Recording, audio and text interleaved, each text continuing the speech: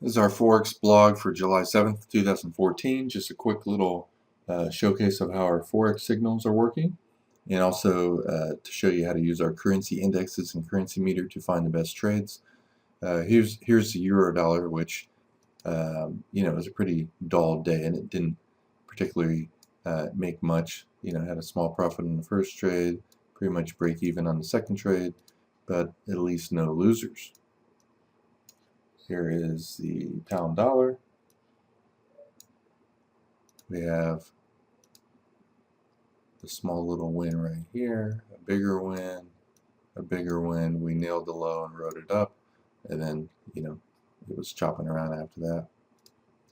There's about 430 different patterns in the software now, and I'm just going to show more and more currencies because I'm not just working on the euro and pound and euro yen and pound yen now. I'm doing the 12 or 13 most traded currencies. So this one had a small win here, nice win, small loss, big win, got out at the high, small win here, and then flipped and went long, and it looked like it had a tiny little loss here. So it might have lost 3 pips, made 8 or 9 pips, made 5 pips, made 20, 25 pips.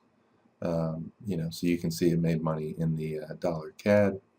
And then here's one more. Here's the dollar Swiss. This last trade was from Friday, or actually even Thursday. So that doesn't really count. But today or on Sunday, we got short, wrote it down, went long here, and had a small loss. Mainly because it was a double bottom right here at that low.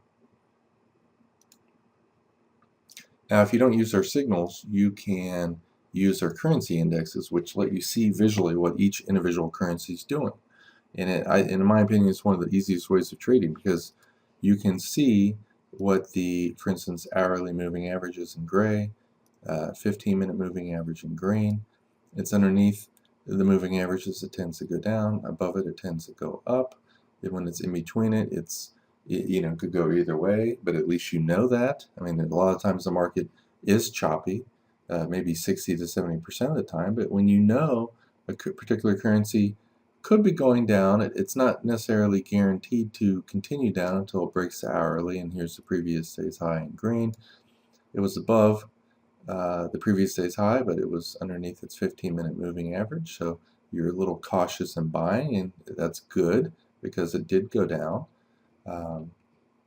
So if the dollar is maybe slightly more likely to go down, you want to trade that against a currency maybe like the yen that's above the point of control, most actively traded price the previous day, above the hourly, and then especially after 4 o'clock above the 15-minute moving average. So let's bring up the dollar yen. Weak dollar, stronger yen, it's likely to go down, especially after 4 o'clock when the yen got much stronger.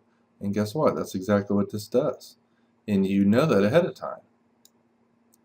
And so you sold that low here. It's a little flag pattern right here. Typically, there's 2 methods that we look for trades. We find a strong trend down. We wait to sell a pullback, hopefully no more than 50 or 62% of the downswing. Or the next type of trade is look for a move down, and then it's in a nice little tight, choppy rectangle pattern. And when it breaks out of that rectangle pattern, you sell. That's what you're looking for. And whether it's on the individual currency or a currency pair, or the actual individual currency like the pound. Here, the pound, you can see, is in a multi-hour rectangle pattern. Right? It couldn't get above its previous day's high. That's your first warning sign. And then after going sideways for so long, it broke down right here at around 4 o'clock. So again, the yen is stronger.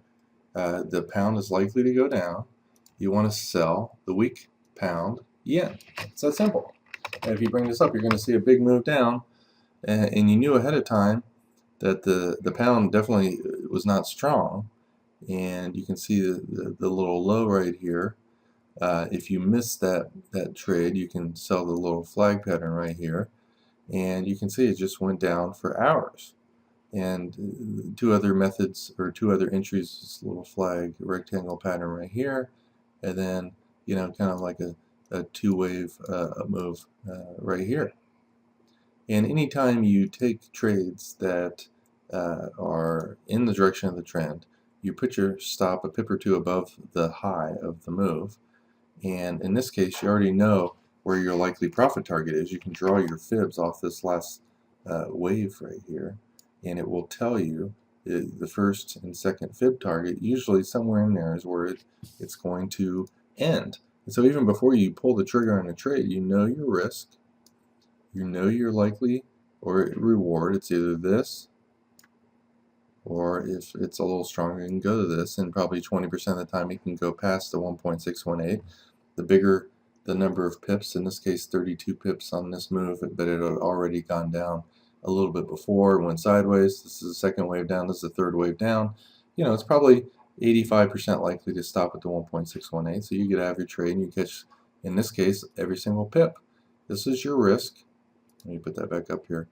And the real key to trading is having small, tiny losses and bigger wins. And as you can see, this is 4 or 5 times bigger win than your risk. You're not going to, and with that kind of win versus loss rate, you don't even have to be right 35% of the time. And that's what's so beautiful about trading using our tools. You can pull the trigger and you don't care if any individual trade loses or not, because your loss is going to be super tiny. And it doesn't matter what time frame that you trade with. We have tools that work on 30-minute, hour, 4-hour charts, daily and weekly, as well as intraday methods. Now, most of the time, I personally use the range chart. So 5R, which is 5 pips per bar, and this only has 2 days on here. Let's put 6, so it looks a little better. But you can really see. Oftentimes on range charts, especially when you find the right number of pips per bar for the chart, 2 and 3 bar pullbacks tend to be a decent trade. So here you have 2 bars up, 1 down. You go short with your stop right above this high, and here's your first green bar. You move your stop down to here, and it's pretty clear. It just doesn't seem to be going lower. You can use a trailing stop to get out. You can use our trend candles, which are Heiken Ashi. Click on this. You know, you can go short and stay in it until you get your first green bar. So you can see in this case you made probably 18 to 25 pips,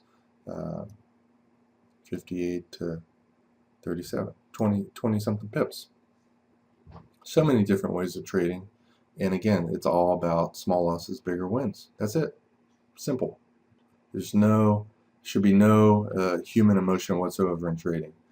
You take a trade that's 50 to 80% likely to work. It's likely to give you 1.5 to 3 times more profit if it works than what you lose when you're wrong. And you take, you know, dozens and dozens of those trades. That's the key to trading. You know, if you take 3 trades, you can certainly have 3 losers. You take 100 trades with a method that finds bigger wins and losses, it finds more wins and losses, and you should do well.